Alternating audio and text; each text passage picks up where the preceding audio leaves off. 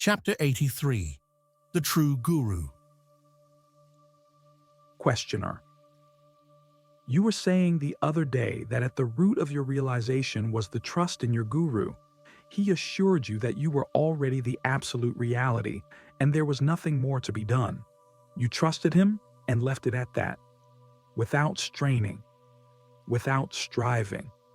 Now, my question is, without trust in your guru, would you have realized? After all, what you are, whether your mind trusts or not. Would doubt obstruct the action of the guru's words and make them inoperative? Maharaj, you have said it. They would have been made inoperative for a time. And what would happen to the energy or power in the guru's words? It would remain latent, unmanifested. But the entire question is based on a misunderstanding. The master, the disciple, the love and trust between them, these are one fact, not so many independent facts. Each is a part of the other. Without love and trust, there would have been no guru nor disciple, and no relationship between them. It is like pressing a switch to light an electric lamp. It is because the lamp, the wiring, the switch, the transformer, the transmission lines, and the powerhouse form a single whole that you get the light. Any one factor missing, and there would be no light. You must not separate the inseparable. Words do not create facts. They either describe them or distort. The fact is always nonverbal. I still do not understand. Can the guru's word remain unfulfilled, or will it invariably prove true? Words of a realized man never miss their purpose. They wait for the right conditions to arise, which may take some time, and this is natural, for there is a season for sowing and a season for harvesting. But the word of a guru is a seed that cannot perish.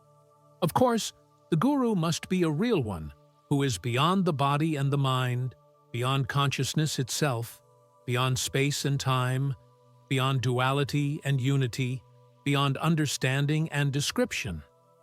The good people who have read a lot and have a lot to say may teach you many useful things, but they are not the real gurus whose words invariably come true. They also may tell you that you are the ultimate reality itself. But what of it? Nevertheless, if for some reason I happen to trust them and obey, shall I be the loser? If you are able to trust and obey, you will soon find your real guru, or rather, he will find you. Does every knower of the self become a guru, or can one be a knower of reality without being able to take others to it? If you know what you teach, you can teach what you know. Here seership and teachership are one, but the absolute reality is beyond both. The self-styled gurus talk of ripeness and effort, of merits and achievements, of destiny and grace. All these are mere mental formations, projections of an addicted mind. Instead of helping, they obstruct. How can I make out whom to follow and whom to mistrust? Mistrust all until you are convinced. The true guru will never humiliate you, nor will he estrange you from yourself. He will constantly bring you back to the fact of your inherent perfection and encourage you to seek within. He knows you need nothing, not even him, and is never tired of reminding you. But the self-appointed guru is more concerned with himself than with his disciples. You said that reality is beyond the knowledge and the teaching of the real. Is not the knowledge of reality the supreme itself and teaching the proof of its attainment? The knowledge of the real, or the self, is a state of mind. Teaching another is a movement in duality. They concern the mind only. Sattva is a guna all the same. What is real then? He who knows the mind as non-realized and realized, who knows ignorance and knowledge as states of mind, he is the real. When you are given diamonds mixed with gravel, you may either miss the diamonds or find them. It is the seeing that matters.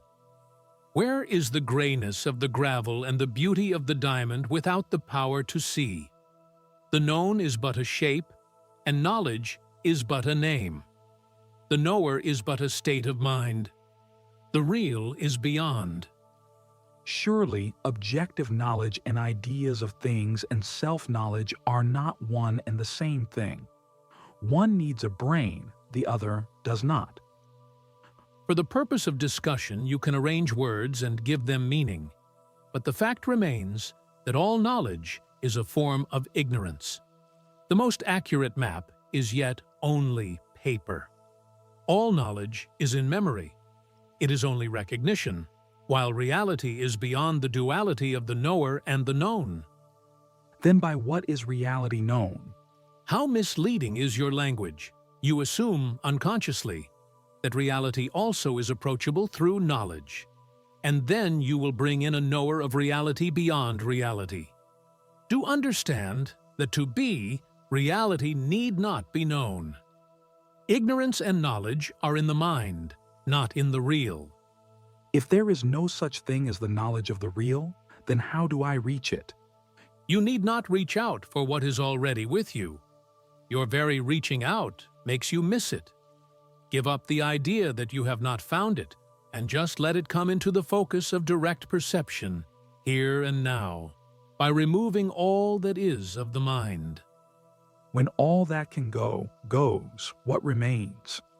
Emptiness remains, awareness remains, pure light of the conscious being remains. It is like asking what remains of a room when all the furniture is removed. A most serviceable room remains, and when even the walls are pulled down, space remains. Beyond space and time is the here and the now of reality. Does the witness remain? As long as there is consciousness, its witness is also there. The two appear and disappear together. If the witness too is transient, why is he given so much importance? Just to break the spell of the known, the illusion that only the perceivable is real. Perception is primary, the witness secondary. This is the heart of the matter. As long as you believe that only the outer world is real, you remain its slave. To become free, your attention must be drawn to the I am, the witness. Of course, the knower and the known are one, not two, but to break the spell of the knower must be brought to the forefront. Neither is primary. Both are reflections in memory of the ineffable experience, ever new and ever now, untranslatable, quicker than the mind. Sir, I am an humble seeker, wandering from guru to guru in search of release. My mind is sick, burning with desire, frozen with fear. My days flit by, red with pain, gray with boredom. My age is advancing, my health decaying, my future dark and frightening. At this rate I shall live in sorrow and die in despair. Is there any hope for me? Or have I come too late? Nothing is wrong with you, but the ideas you have of yourself are altogether wrong. It is not you who desires, fears, and suffers. It is the person built on the foundation of your body by circumstances and influences. You are not that person. This must be clearly established in your mind and never lost sight of. Normally, it needs a prolonged sadhana, years of austerities and meditation. My mind is weak and vacillating. I have neither the strength nor the tenacity for sadhana. My case is hopeless. In a way, yours is a most hopeful case. There is an alternative to sadhana, which is trust. If you cannot have the conviction born from fruitful search, then take advantage of my discovery, which I am so eager to share with you. I can see with the utmost clarity that you have never been, nor are, nor will be estranged from reality, that you are the fullness of perfection here and now, and that nothing can deprive you of your heritage, of what you are. You are in no way different from me, only you do not know it. You do not know what you are, and therefore you imagine yourself to be what you are not. Hence, desires and fear and overwhelming despair, and meaningless activity in order to escape. Just trust me, and live by trusting me. I shall not mislead you. You are the supreme reality beyond the world and its creator, beyond consciousness and its witness, beyond all assertions and denials. Remember it, think of it, act on it. Abandon all sense of separation. See yourself in all and act accordingly. With action, bliss will come, and, with bliss, conviction. After all, you doubt yourself because you are in sorrow. Happiness, natural, spontaneous, and lasting, cannot be imagined. Either it is there or it is not.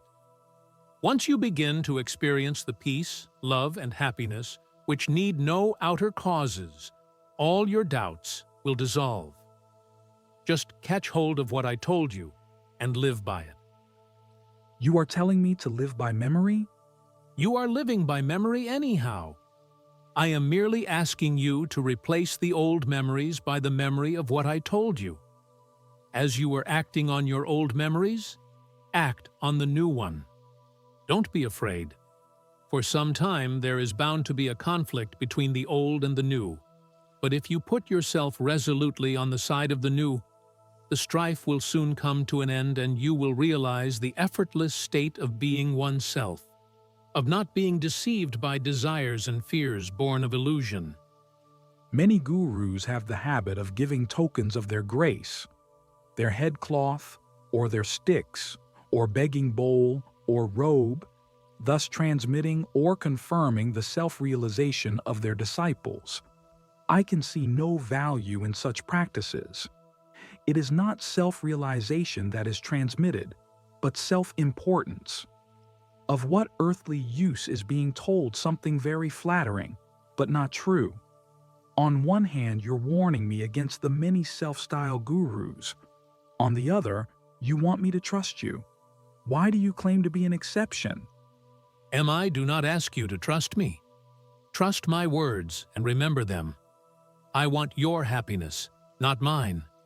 Distrust those who put a distance between you and your true being and offer themselves as a go-between.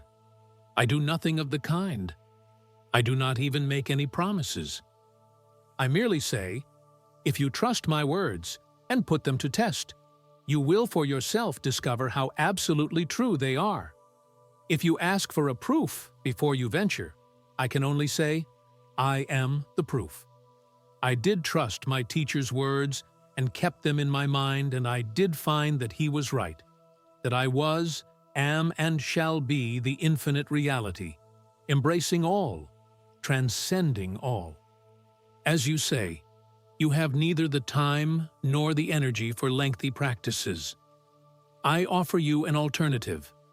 Accept my words on trust and live anew, or live and die in sorrow. It seems too good to be true. Don't be misled by the simplicity of the advice. Very few are those who have the courage to trust the innocent and the simple. To know that you are a prisoner of your mind, that you live in an imaginary world of your own creation, is the dawn of wisdom. To want nothing of it, to be ready to abandon it entirely, is earnestness. Only such earnestness, born of true despair, will make you trust me. Have I not suffered enough? Suffering has made you dull, unable to see its enormity. Your first task is to see the sorrow in you and around you. Your next, to long intensely for liberation. The very intensity of longing will guide you. You need no other guide. Suffering has made me dull, indifferent even to itself. Maybe it is not sorrow, but pleasure that made you dull. Investigate. Whatever may be the cause, I am dull. I have neither the will nor the energy. Oh no, you have enough for the first step, and each step will generate enough energy for the next. Energy comes with confidence, and confidence comes with experience. Is it right to change gurus? Why not change? Gurus are like milestones. It is natural to move on from one to another. Each tells you the direction and the distance, while the Sadguru, the eternal guru, is the road itself. Once you realize that the road is the goal, and that you are always on the road, not to reach a goal, but to enjoy its beauty and its wisdom, life ceases to be a task and becomes natural and simple, in itself an ecstasy. So, there is no need to worship, to pray, to practice yoga? A little of daily sweeping, washing, and bathing can do no harm. Self-awareness tells you at every step what needs be done. When all is done, the mind remains quiet. Now you are in the waking state, a person with name and shape, joys and sorrows. The person was not there before you were born, nor will be there after you die. Instead of struggling with the person to make it become what it is not, why not go beyond the waking state and leave the personal life altogether? It does not mean the extinction of the person, it means only seeing it in right perspective. One more question. You said that before I was born, I was one with the pure being of reality. If so, who decided that I should be born? In reality, you were never born and never shall die. But now you imagine that you are or have a body, and you ask what has brought about this state. Within the limits of illusion, the answer is, desire born from memory attracts you to a body and makes you think as one with it. But this is true only from the relative point of view. In fact, there is no body, nor a world to contain it. There is only a mental condition, a dream-like state, easy to dispel by questioning its reality. After you die, will you come again? If I live long enough, will I meet you again? To you, the body is real. To me, there is none. I, as you see me, exist in your imagination only. Surely you will see me again, if and when you need me. It does not affect me, as the sun is not affected by sunrises and sunsets. Because it is not affected, it is certain to be there when needed. You are bent on knowledge, I am not. I do not have that sense of insecurity that makes you crave to know. I am curious, like a child is curious, but there is no anxiety to make me seek refuge in knowledge. Therefore, I am not concerned whether I shall be reborn, or how long will the world last. These are questions born of fear. Chapter 84. Your goal is your guru. Questioner. You were telling us that there are many self-styled gurus, but a real guru is very rare. There are many Yajnani who imagine themselves realized, but all they have is book knowledge and a high opinion of themselves. Sometimes they impress, even fascinate, attract disciples and make them waste their time in useless practices. After some years, when the disciple takes stock of himself, he finds no change. When he complains to his teacher, he gets the usual rebuke that he did not try hard enough. The blame is on the lack of faith and love in the heart of the disciple, while in reality, the blame is on the guru, who had no business in accepting disciples and raising their hopes. How to protect oneself from such gurus? Maharaj, why be so concerned with others? Whoever may be the guru, if he is pure of heart and acts in good faith, he will do his disciples no harm. If there is no progress, the fault lies with the disciples, their laziness and lack of self-control. On the other hand, if the disciple is earnest and applies himself intelligently and with zest to his sadhana, he is bound to meet a more qualified teacher who will take him further. Your question flows from three false assumptions. that one needs concern oneself with others, that one can evaluate another, and that the progress of the disciple is the task and responsibility of his guru. In reality, the guru's role is only to instruct and encourage. The disciple is totally responsible for himself. We are told that total surrender to the guru is enough, that the guru will do the rest. Of course, when there is total surrender, complete relinquishment of all concern with one's past, present, and future, with one's physical and spiritual security and standing, a new life dawns, full of love and beauty. Then the guru is not important, for the disciple has broken the shell of self-defense. Complete self-surrender by itself is liberation. When both the disciple and his teacher are inadequate, what will happen? In the long run, all will be well. After all, the real self of both is not affected by the comedy they play for a time. They will sober up and ripen and shift to a higher level of relationship. Or they may separate. Yes, they may separate. After all, no relationship is forever. Duality is a temporary state. Is it by accident that I met you, and by another accident shall we separate, never to meet again? Or is my meeting you a part of some cosmic pattern, a fragment in the great drama of our lives? The real is meaningful, and the meaningful relates to reality. If our relationship is meaningful to you and me, it cannot be accidental. The future affects the present as much as the past. How can I make out who is a real saint and who is not? You cannot unless you have a clear insight into the heart of man. Appearances are deceptive. To see clearly, your mind must be pure and unattached. Unless you know yourself well, how can you know another? And when you know yourself, you are the other. Leave others alone for some time and examine yourself. There are so many things you do not know about yourself. What are you? Who are you? How did you come to be born? What are you doing now and why? Where are you going? What is the meaning and purpose of your life, your death, your future? Have you a past? Have you a future? How did you come to live in turmoil and sorrow, while your entire being strives for happiness and peace? These are weighty matters and have to be attended to first. You have no need nor time for finding who is a Janani and who is not. I must select my guru rightly. Be the right man, and the right guru will surely find you. You are not answering my question. How to find the right guru? But I did answer your question. Do not look for a guru. Do not even think of one. Make your goal your guru.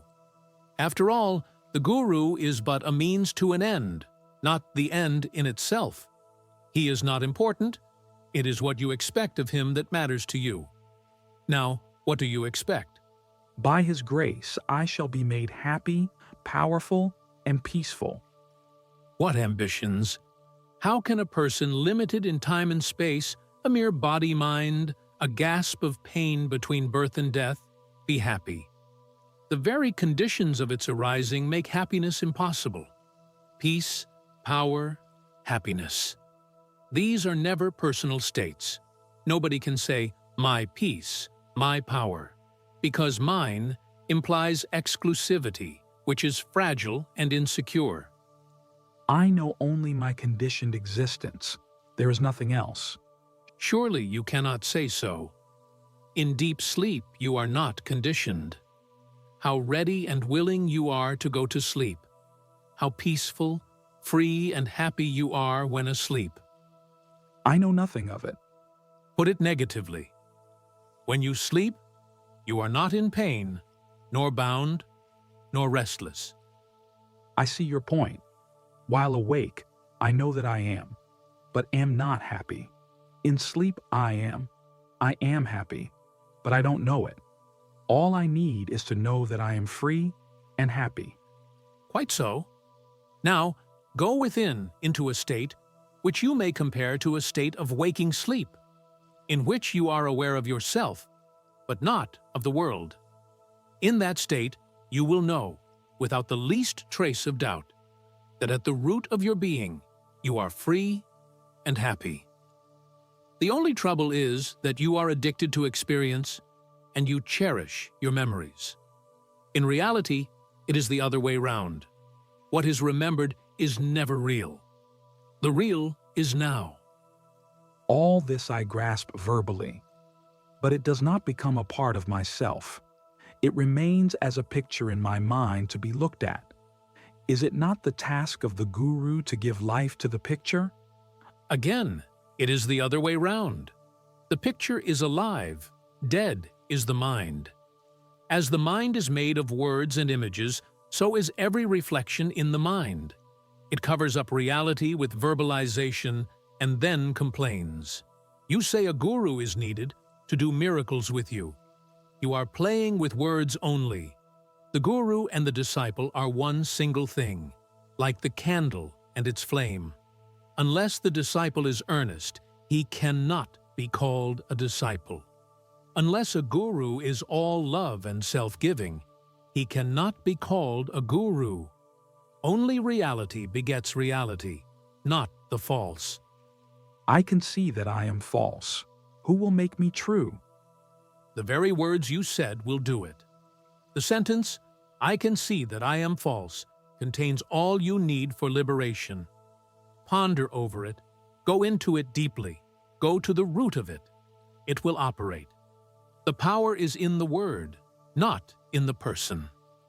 I do not grasp you fully. On one hand, you say a guru is needed. On the other, the guru can only give advice. But the effort is mine. Please state clearly, can one realize the self without a guru? Or is the finding of a true guru essential? More essential is the finding of a true disciple. Believe me, a true disciple is very rare, for in no time he goes beyond the need for a guru by finding his own self. Don't waste your time on trying to make out whether the advice you get flows from knowledge only or from valid experience. Just follow it faithfully. Life will bring you another guru, if another one is needed, or deprive you of all outer guidance and leave you to your own lights. It is very important to understand that it is the teaching that matters, not the person or the guru. You get a letter that makes you laugh or cry. It is not the postman who does it. The guru only tells you the good news about your real self and shows you the way back to it. In a way, the guru is its messenger. There will be many messengers, but the message is one. Be what you are. Or you can put it differently. Until you realize yourself, you cannot know who is your real guru. When you realize, you find that all the gurus you had have contributed to your awakening. Your realization is the proof that your guru was real. Therefore, take him as he is. Do what he tells you, with earnestness and zeal, and trust your heart to warn you if anything goes wrong. If doubt sets in, don't fight it. Cling to what is doubtless, and leave the doubtful alone. I have a guru and I love him very much, but whether he is my true guru, I do not know. Watch yourself. If you see yourself changing, growing, it means you have found the right man. He may be beautiful or ugly, pleasant or unpleasant, flattering you or scolding. Nothing matters except the one crucial fact of inward growth. If you don't, well, he may be your friend, but not your guru. When I meet a European with some education and talk to him about a guru and his teachings, his reaction is, "The man must be mad to teach such nonsense." What am I to tell him? Take him to himself. Show him how little he knows himself, how he takes the most absurd statements about himself for holy truth.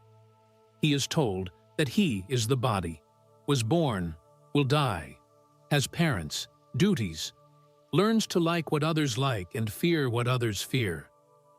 Totally a creature of heredity and society, he lives by memory and acts by habits. Ignorant of himself and his true interests, he pursues false aims and is always frustrated. His life and death are meaningless and painful, and there seems to be no way out. Then tell him, there is a way out within his easy reach. Not a conversion to another set of ideas, but a liberation from all ideas and patterns of living. Don't tell him about gurus and disciples. This way of thinking is not for him. His is an inner path. He is moved by an inner urge and guided by an inner light. Invite him to rebel, and he will respond. Do not try to impress on him that so-and-so is a realized man and can be accepted as a guru. As long as he does not trust himself, he cannot trust another. And confidence will come with experience. How strange. I cannot imagine life without a guru. It is a matter of temperament. You too are right. For you, singing the praises of God is enough. You need not desire realization or take up a sadhana. God's name is all the food you need. Live on it. This constant repetition of a few words, is it not a kind of madness? It is madness, but it is a deliberate madness. All repetitiveness is tamas, but repeating the name of God is sattva tamas due to its high purpose. Because of the presence of sattva, the tamas will wear out and will take the shape of complete dispassion, detachment, relinquishment, aloofness, immutability.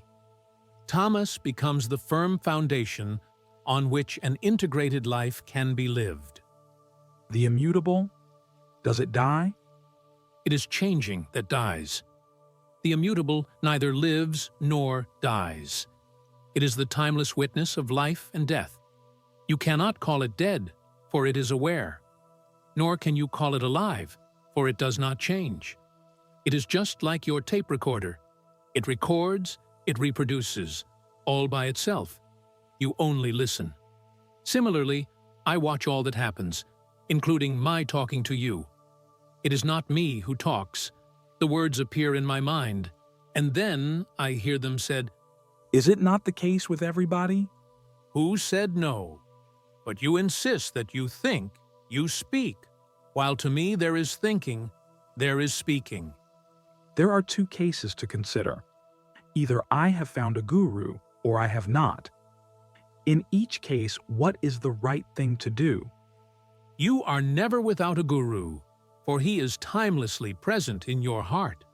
Sometimes he externalizes himself and comes to you as an uplifting and reforming factor in your life, a mother, a wife, a teacher, or he remains as an inner urge toward righteousness and perfection.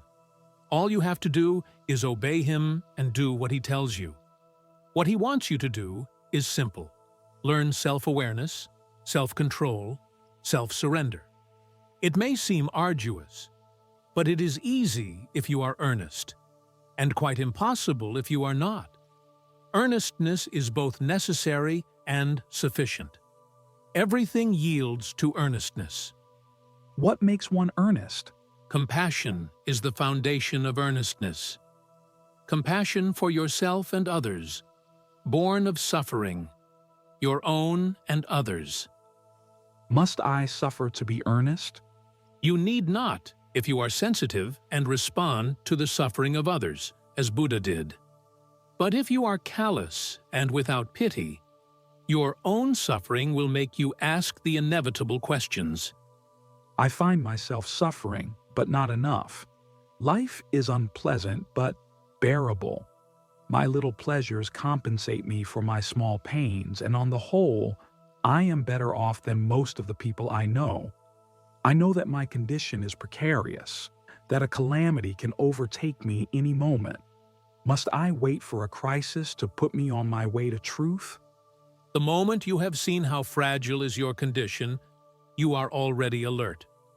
Now, keep alert, give attention, inquire, investigate, Discover your mistakes of mind and body and abandon them. Where is the energy to come from? I am like a paralyzed man in a burning house. Even paralyzed people sometimes find their legs in a moment of danger. But you are not paralyzed. You merely imagine so. Make the first step and you will be on your way. I feel my hold on the body is so strong that I just cannot give up the idea that I am the body. It will cling to me as long as the body lasts. There are people who maintain that no realization is possible while alive, and I feel inclined to agree with them. Before you agree or disagree, why not investigate the very idea of a body? Does the mind appear in the body or the body in the mind? Surely there must be a mind to conceive the I am the body idea. A body without a mind cannot be my body. My body is invariably absent when the mind is in abeyance. It is also absent when the mind is deeply engaged in thoughts and feelings.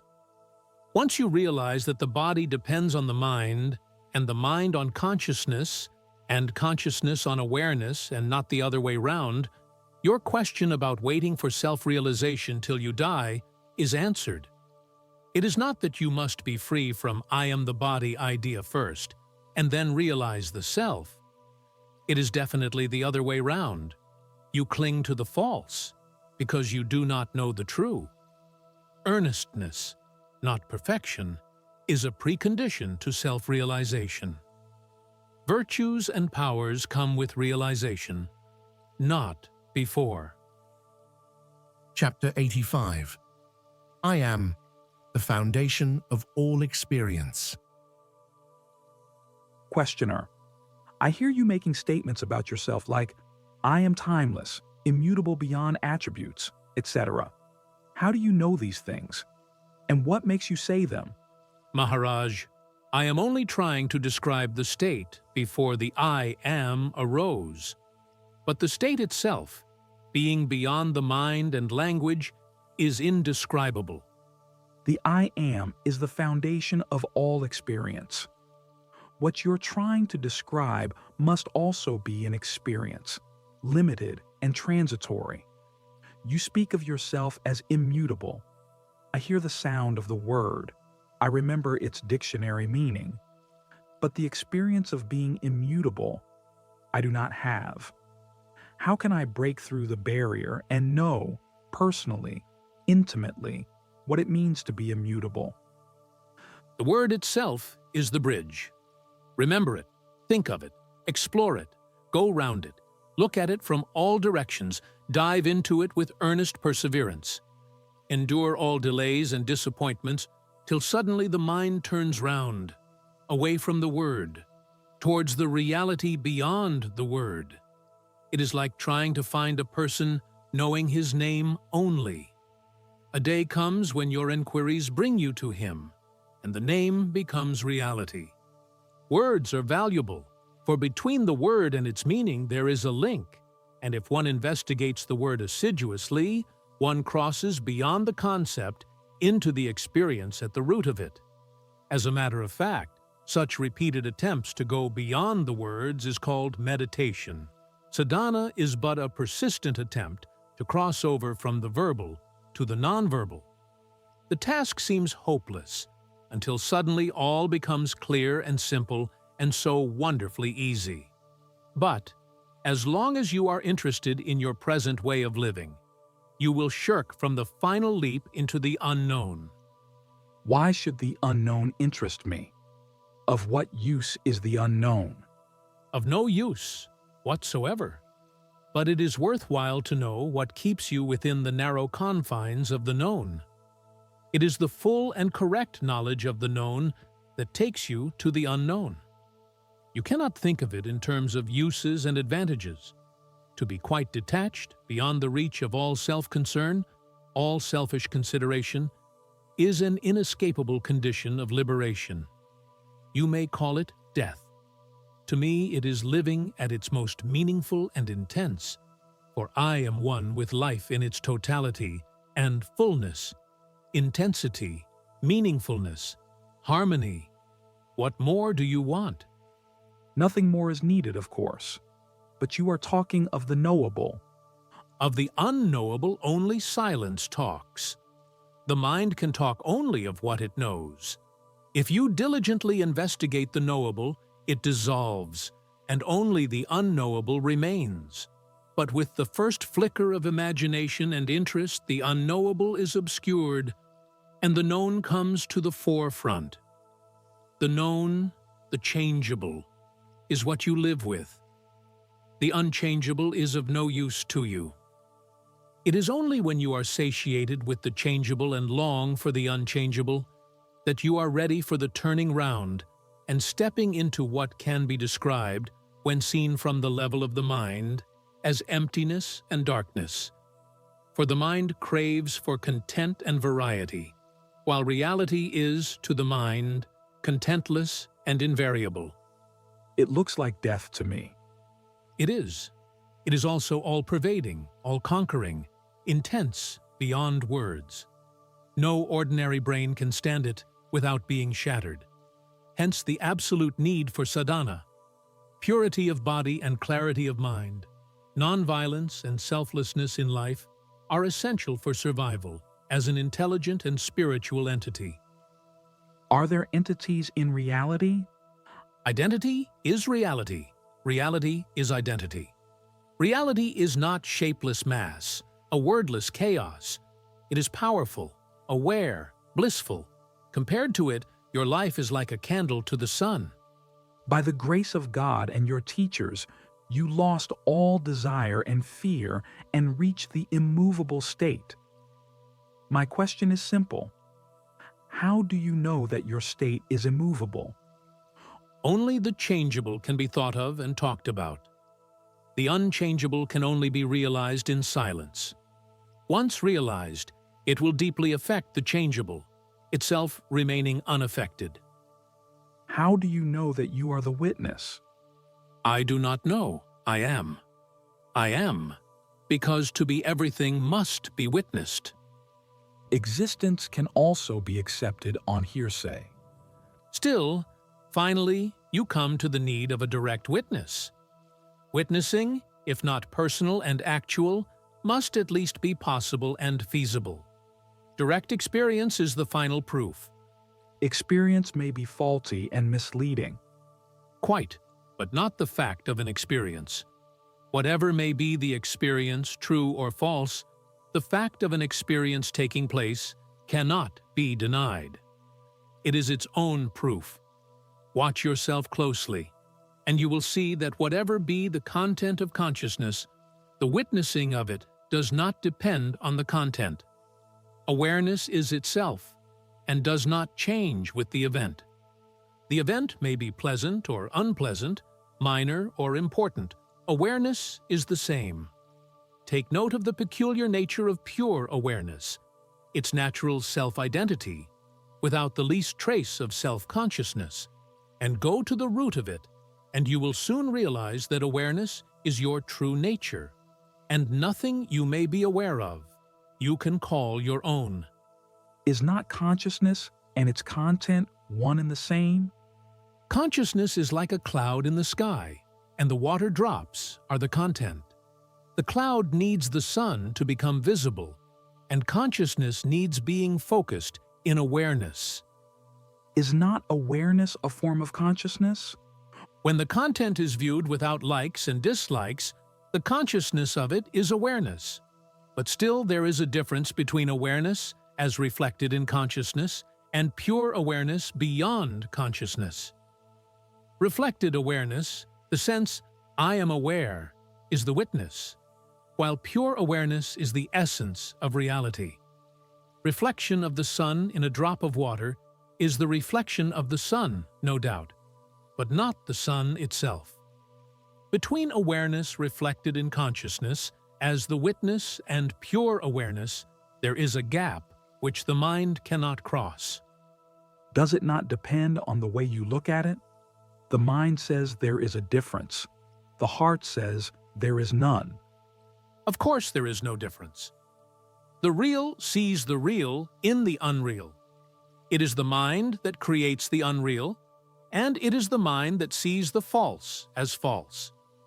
I understood that the experience of the real follows seeing the false as false. There is no such thing as the experience of the real. The real is beyond experience. All experience is in the mind. You know the real by being real. If the real is beyond words and mind, why do we talk so much about it? For the joy of it, of course. The real is bliss supreme. Even to talk of it is happiness. I hear you talking of the unshakable and blissful. What is in your mind when you use these words? There is nothing in my mind. As you hear the words, so do I hear them. The power that makes everything happen makes them also happen. But you are speaking, not me. That is how it appears to you. As I see it, two body minds exchange symbolic noises. In reality, nothing happens. Listen, sir. I'm coming to you because I am in trouble. I'm a poor soul lost in a world I do not understand. I'm afraid of Mother Nature, who wants me to grow, procreate, and die. When I ask for the meaning and purpose of all this, she does not answer. I have come to you because I was told that you are kind and wise. You talk about the changeable as false and transient, and this I can understand. But when you talk of the immutable, I feel lost. Not this, not that, beyond knowledge, of no use. Why talk of it all? Does it exist, or is it a concept only, a verbal opposite to the changeable? It is. It alone is. But in your present state, it is of no use to you. Just like the glass of water near your bed, if of no use to you, when you dream that you are dying of thirst in a desert. I am trying to wake you up, whatever your dream. Please don't tell me that I am dreaming and that I will soon wake up. I wish it were so, but I am awake and in pain. You talk of a painless state, but you add that I cannot have it in my present condition. I feel lost. Don't feel lost. I only say that to find the immutable and blissful, you must give up your hold on the mutable and painful. You are concerned with your own happiness, and I am telling you that there is no such thing. Happiness is never your own. It is where the I is not. I do not say it is beyond your reach. You have only to reach out beyond yourself, and you will find it. If I have to go beyond myself, why did I get the I am idea in the first instance? The mind needs a center to draw a circle. The circle may grow bigger, and with every increase, there will be a change in the sense I am. A man who took himself in hand, a yogi, will draw a spiral, yet the center will remain, however vast the spiral. A day comes when the entire enterprise is seen as false and given up. The central point is no more, and the universe becomes the center. Yes, maybe. But what am I to do now? Assiduously watch your ever-changing life. Probe deeply into the motives beyond your actions, and you will soon prick the bubble in which you are enclosed. A sheik needs the shell to grow, but a day comes when the shell must be broken. If it is not, there will be suffering and death. Do you mean to say that if I do not take to yoga, I am doomed to extinction? There is the guru who will come to your rescue. In the meantime, be satisfied with watching the flow of your life. If your watchfulness is deep and steady, ever turn towards the source. It will gradually move upstream till suddenly it becomes the source. Put your awareness to work, not your mind. The mind is not the right instrument for this task. The timeless can be reached only by the timeless. Your body and your mind are both subject to time. Only awareness is timeless, even in the now. In awareness, you are facing facts, and reality is fond of facts. You rely entirely on my awareness to take me over and not on the Guru and God. God gives the body and the mind, and the Guru shows the way to use them. But returning to the source is your own task. God has created me. He will look after me. There are innumerable gods, each in his own universe. They create and recreate eternally. Are you going to wait for them to save you? What you need for salvation is already within your reach. Use it. Investigate what you know to its very end, and you will reach the unknown layers of your being. Go further, and the unexpected will explode in you and shatter all. Does it mean death? It means life. At last. Chapter 86. The unknown is the home of the real. Questioner: who is the Guru and who is the Supreme Guru? Maharaj, all that happens in your consciousness is your Guru, and pure awareness beyond consciousness is the Supreme Guru. My Guru is Sri Babaji. What is your opinion of him? What a question to ask. The space in Bombay is asked, what is its opinion of the space in Pune? The names differ, but not the space.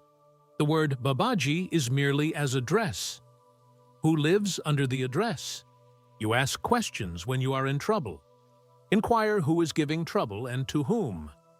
I understand everybody is under the obligation to realize. Is it his duty or his destiny? Realization is of the fact that you are not a person. Therefore, it cannot be the duty of the person whose destiny is to disappear. Its destiny is the duty of him who imagines himself to be the person. Find out who he is, and the imagined person will dissolve. Freedom is from something. What are you to be free from? Obviously, you must be free from the person you take yourself to be, for it is the idea you have of yourself that keeps you in bondage. How is the person removed? By determination. Understand that it must go and wish it to go. It shall go if you are earnest about it. Somebody, anybody, will tell you that you are pure consciousness, not a body-mind. Accept it as a possibility and investigate earnestly. You may discover that it is not so, that you are not a person bound in space and time. Think of the difference it would make. If I am not a person, then what am I? Wet cloth looks, feels, smells differently as long as it is wet. When dry, it is, again, the normal cloth. Water has left it, and who can make out that it was wet? Your real nature is not like what you appear to be.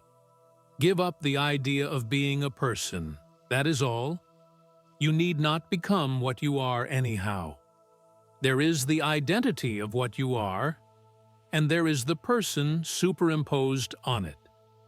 All you know is the person, the identity, which is not a person. You do not know, for you never doubted, never asked yourself the crucial question, who am I? The identity is the witness of the person, and sadhana consists in shifting the emphasis from the superficial and changeful person to the immutable and ever-present witness. How is it that the question, who am I, attracts me little? I prefer to spend my time in the sweet company of saints. Abiding in your own being is also holy company. If you have no problem of suffering and release from suffering, you will not find the energy and persistence needed for self-inquiry. You cannot manufacture a crisis. It must be genuine. How does a genuine crisis happen? It happens every moment, but you are not alert enough. A shadow on your neighbor's face, the immense and all-pervading sorrow of existence, is a constant factor in your life. But you refuse to take notice. You suffer and see others suffer, but you don't respond. What you say is true, but what can I do about it? Such indeed is the situation. My helplessness and dullness are a part of it. Good enough. Look at yourself steadily. It is enough. The door that locks you in, is also the door that lets you out. The I am is the door. Stay at it until it opens. As a matter of fact, it is open. Only you are not at it. You are waiting at the non-existent painted doors, which will never open. Many of us were taking drugs at some time, and to some extent. People told us to take drugs in order to break through into higher levels of consciousness. Others advised us to have abundant sex for the same purpose. What is your opinion in the matter? No doubt, a drug that can affect your brain can also affect your mind and give you all the strange experiences promised. But what are all the drugs compared to the drug that gave you this most unusual experience of being born and living in sorrow and fear, in search of happiness, which does not come or does not last? You should inquire into the nature of this drug and find an antidote. Birth, life, death, they are one. Find out what had caused them. Before you were born, you were already drugged. What kind of drug was it? You may cure yourself of all diseases, but if you are still under the influence of the primordial drug, of what use are the superficial cures? Is it not karma that causes rebirth? You may change the name, but the fact remains. What is the drug which you call karma or destiny? It made you believe yourself to be what you are not. What is it, and can you be free of it? Before you go further, you must accept, at least as a working theory, that you are not what you appear to be, that you are under the influence of a drug. Then only will you have the urge and the patience to examine the symptoms and search for their common cause. All that a guru can tell you is, "My dear sir, you are quite mistaken about yourself. You are not the person you think yourself to be. Trust nobody, not even yourself. Search, find out, remove, and reject every assumption till you reach the living waters and the rock of truth. Until you are free of the drug, all your religions and sciences, prayers and yogas are of no use to you. For based on a mistake, they strengthen it. But if you stay with the idea that you are not the body nor the mind, not even their witness, but altogether beyond, your mind will grow in clarity, your desires in purity, your actions in charity, and that inner distillation will take you to another world, a world of truth and fearless love. Resist your old habits of feeling and thinking. Keep on telling yourself, "No, not so. It cannot be so. I am not like this. I do not need it. I do not want it." And a day will surely come when the entire structure of error and despair will collapse, and the ground will be free for a new life. After all, you must remember that all your preoccupations with yourself are only in your waking hours and partly in your dreams. In sleep, all is put aside and forgotten. It shows how little important is your waking life, even to yourself, that merely lying down and closing the eyes can end it. Each time you go to sleep, you do so without the least certainty of waking up, and yet you accept the risk. When you sleep, are you conscious or unconscious? I remain conscious, but not conscious of being a particular person. Can you give us the taste of the experience of self-realization? Take the whole of it. It is here for the asking. But you do not ask. Even when you ask, you do not take. Find out what prevents you from taking. I know what prevents my ego. Then get busy with your ego. Leave me alone. As long as you are locked up within your mind, my state is beyond your grasp. I find I have no more questions to ask. Were you really at war with your ego, you would have put many more questions. You are short of questions because you are not really interested. At present, you are moved by the pleasure-pain principle, which is the ego. You are going along with the ego. You are not fighting it. You are not even aware how totally you are swayed by personal considerations.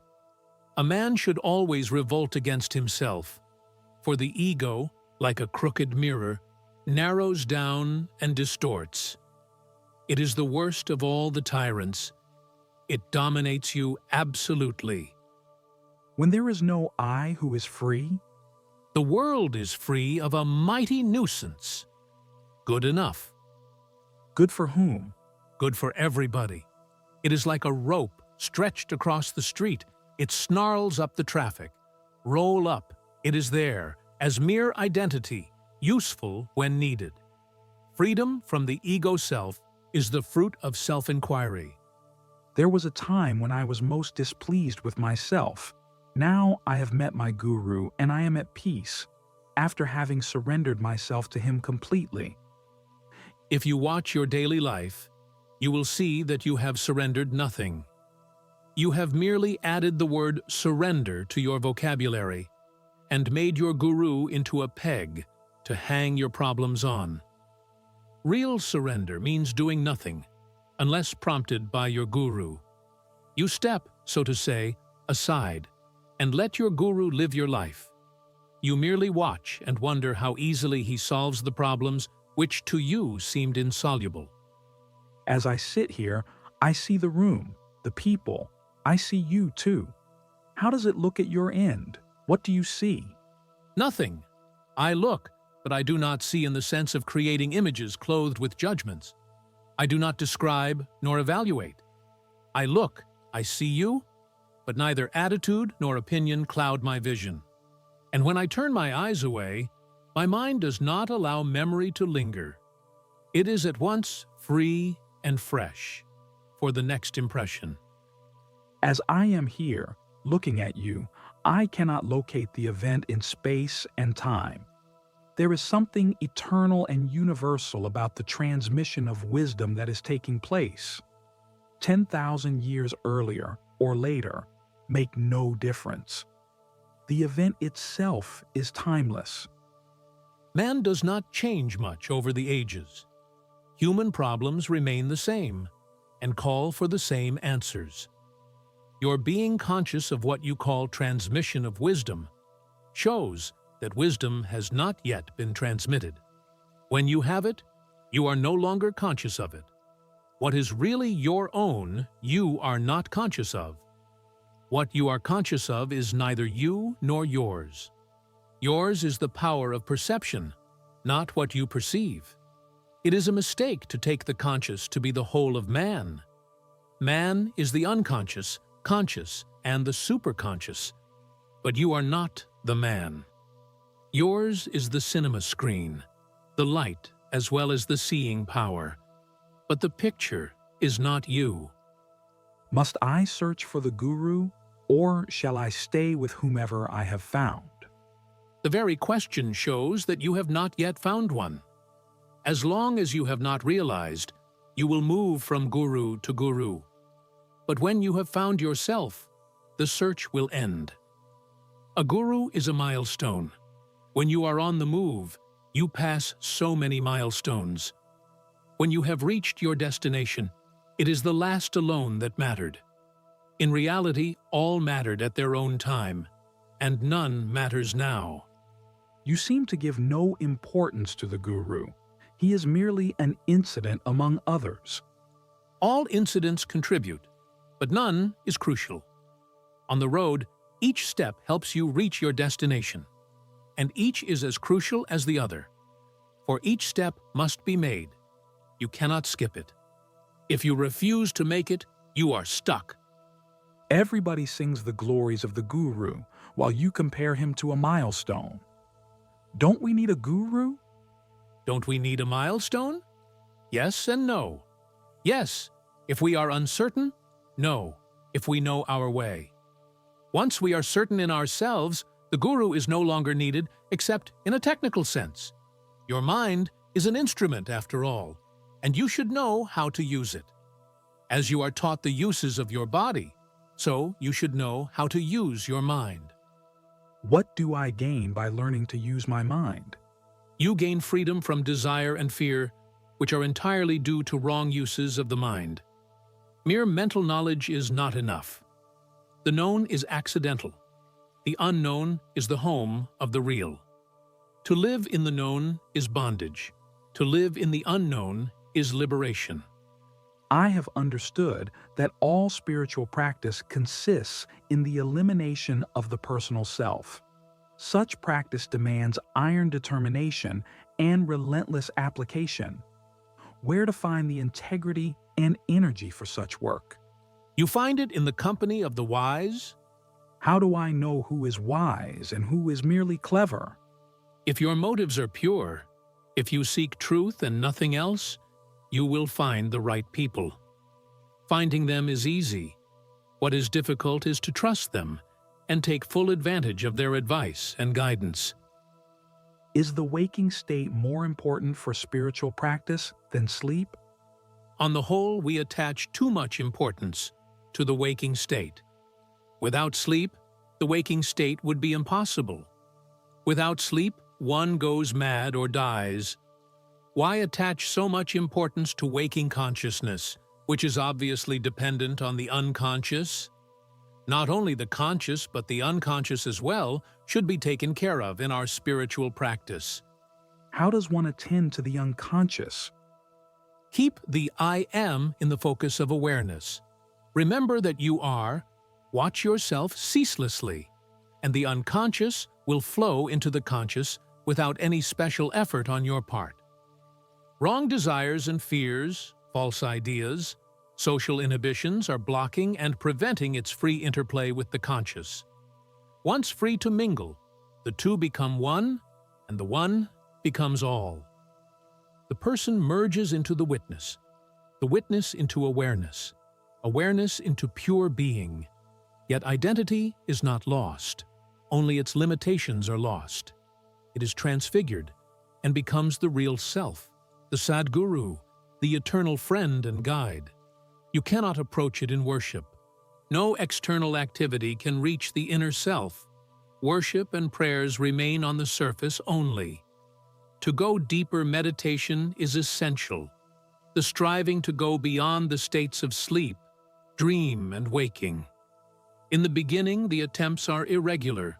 Then they recur more often, become regular, then continuous and intense, until all obstacles are conquered. Obstacles to what? To self-forgetting. If worship and prayers are ineffectual, why do you worship daily, with songs and music, the image of your guru? Those who want it, do it. I see no purpose in interfering. But you take part in it. Yes, it appears so. But why be so concerned with me? Give all your attention to the question, what is it that makes me conscious? Until your mind becomes the question itself and cannot think of anything else. All and sundry are urging me to meditate. I find no zest in meditation, but I am interested in many other things. Some I want very much, and my mind goes to them. My attempts at meditation are so half-hearted. What am I to do? Ask yourself, to whom it all happens. Use everything as an opportunity to go within. Light your way by burning up obstacles in the intensity of awareness.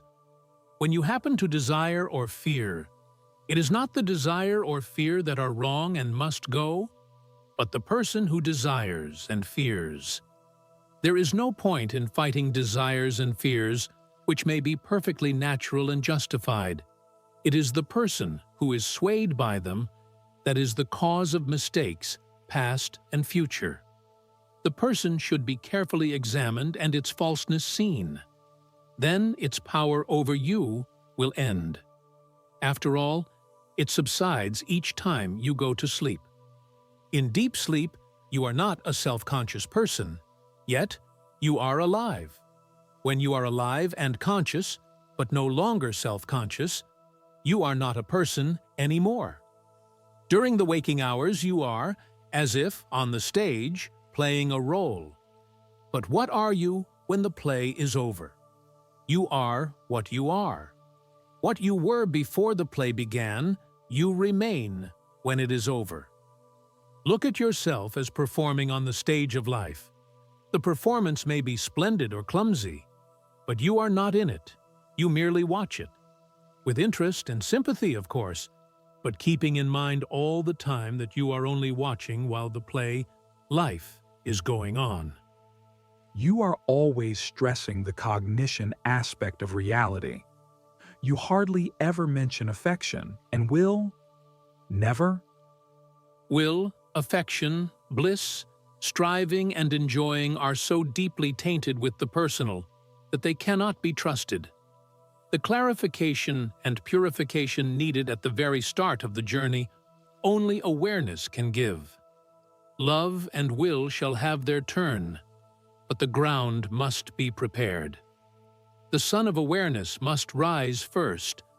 All else will follow.